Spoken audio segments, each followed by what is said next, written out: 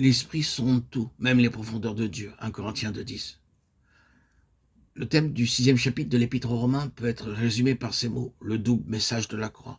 Ce titre est condensé lui-même dans les deux faits fondamentaux exposés par l'apôtre Paul en relation avec le calvaire.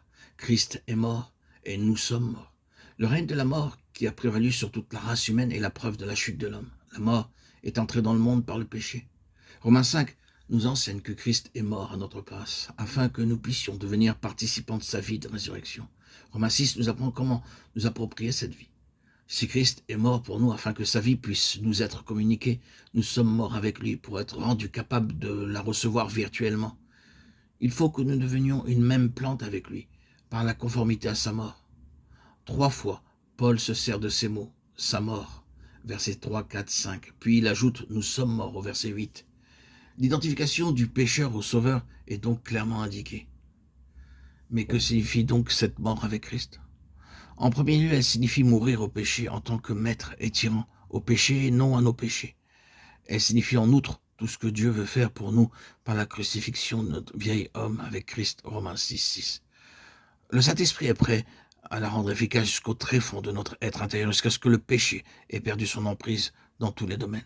Cette mort agit d'une manière plus profonde que ne l'implique le renoncement aux choses visibles et extérieures. Elle pénètre dans les retranchements les plus secrets de notre être, jusqu'à ce qu'elle y ait établi une libération absolue de l'esclavage et de la tyrannie du péché. Elle accomplit une œuvre si étendue par le ministère de l'Esprit éternel lui-même que le pivot de notre vie est changé et que l'âme est replacée dans son centre légitime, le Dieu d'éternité. Jusqu'à quelle profondeur doit pénétrer cette mort ? C'est la question que je vous pose aujourd'hui. Quand l'Esprit de Dieu effectue cette œuvre radicale en faisant nôtre la mort de Christ, il s'agit là d'une opération d'une plus grande portée que la seule purification de notre cœur. C'est une coupure, une séparation, qui ne peut être exprimée que par tout ce que le mot mort implique. Le croyant est soustrait à un maître cruel appelé péché, par l'action de l'Esprit de Dieu qui s'exerce au centre même de son être et l'affranchit afin de le rendre capable d'obéir à Dieu.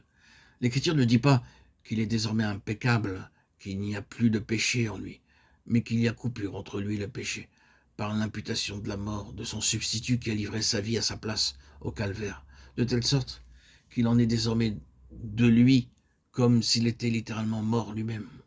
Son ancien maître, le péché, n'a plus aucun pouvoir sur lui et aucune revendication à formuler à son égard. Maintenant que nous sommes morts avec Christ, la loi, sous l'empire de laquelle nous étions autrefois maintenus, a perdu son pouvoir sur nous, de sorte que nous ne sommes plus dans l'ancien esclavage de la lettre, mais dans le service nouveau de l'esprit.